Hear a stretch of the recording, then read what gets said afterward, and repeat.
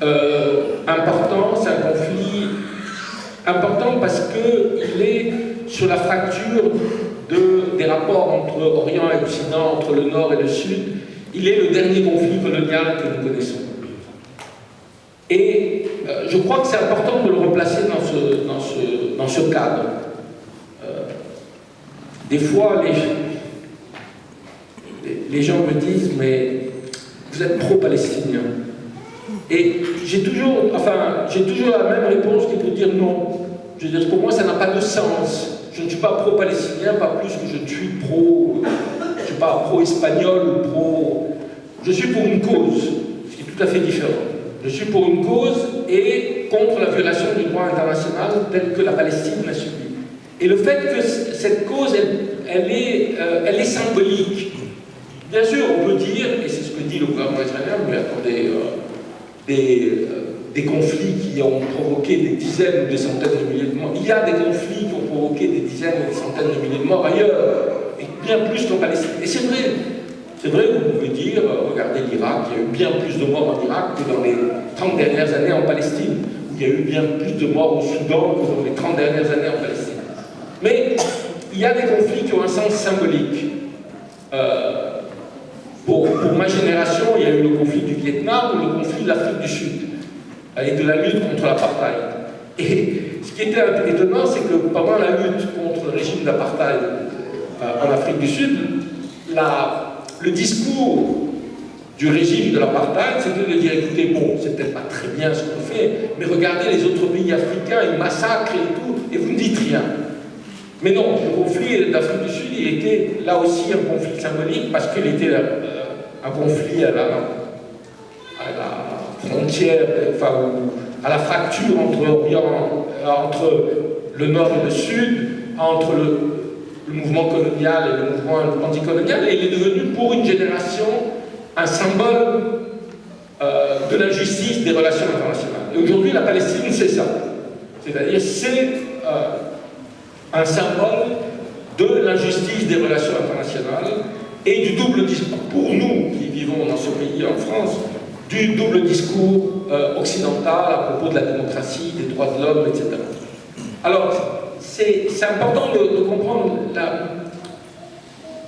le conflit palestinien aujourd'hui est un conflit qui est rentré dans une période très difficile, avec des organisations, enfin, des directions palestiniennes qui, à mon avis, sont en crise absolue, que ce soit l'autorité palestinienne ou le Hamas, qui n'ont plus de stratégie politique. On peut entrer et se disputer beaucoup sur les stratégies des uns et des autres, etc. Et c'est un débat qui peut être intéressant.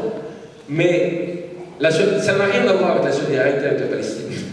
Je veux dire, le droit du peuple palestinien à l'autodétermination n'est pas lié à la qualité ou la mauvaise qualité ou à la bonne qualité de leurs dirigeants politiques.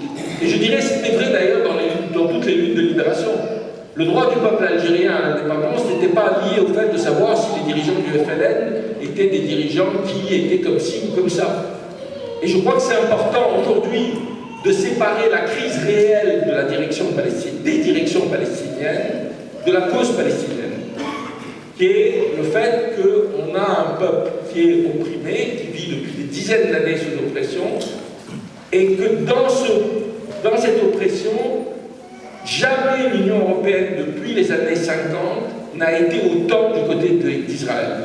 Et ça aussi, il faut en avoir conscience. C'est-à-dire, on a vécu en France et en Europe un vrai infléchissement de la politique française. On pouvait penser, écrire une critique de la politique française des années 70 et 80, mais elle avait quand même, à l'époque, elle était en rupture avec la politique américaine et la politique israélienne, en disant qu'il fallait reconnaître le droit des Palestiniens à l'autodétermination, qu'il fallait négocier avec l'OLP, qui était pour les Israéliens et pour les États-Unis une organisation terroriste. Il y avait une politique autonome, je ne dirais pas indépendante, de l'Europe par rapport à ça. Aujourd'hui, il n'y a plus de politique autonome. Il y a une politique d'aide au gouvernement israélien sans précédent. C'est-à-dire jamais la coopération économique, politique, militaire, policière avec Israël n'a été aussi importante. Et une des raisons, et je crois que c'est important de comprendre ça, c'est que pour une partie des élites européennes aujourd'hui, Israël est garde de l'Occident. On retourne à une vieille idée du 19e siècle, des fondateurs du mouvement sioniste. Souvent ici, on pense qu'il y a, à l'égard d'Israël, la sympathie à l'égard des Juifs, qu'il y a le poids du lobby pro-israélien, etc. Tout ça joue. Mais jamais on a eu autant, à mon avis, jamais n'a joué autant le discours de solidarité des Blancs, ou solidarité occidentale. Et c'est intéressant de noter aujourd'hui que l'extrême droite, qui n'est plus l'extrême droite il y a 30 ans, a remplacé la judéophobie et l'antisémitisme par l'islamophobie et considère Israël comme l'avant-garde de la lutte contre l'islam. Et le rêve de Marine Le Pen, c'est d'être invitée en Israël. Donc je crois que ça, c'est aussi, il faut être conscient de cette évolution. Donc cette question palestinienne, je dirais, elle est au cœur de notre mobilisation. Et je terminerai là-dessus en disant que ces mobilisations que nous voulons avoir, et ça me sens que oui, nous sommes dangereux, nous voulons les avoir en rejetant les clivages qu'on essaye de nous imposer.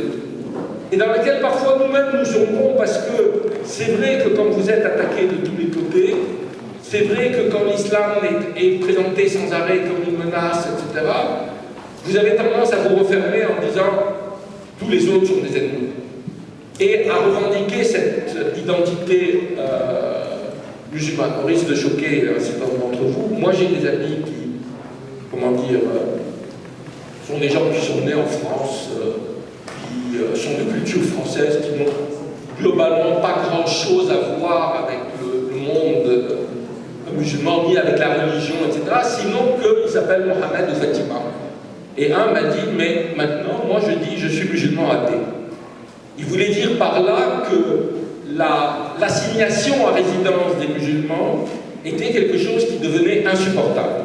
Et à la fois, je peux comprendre, c'est-à-dire il faut comprendre les conséquences de ces assignations, mais il faut être aussi capable de sortir de ça.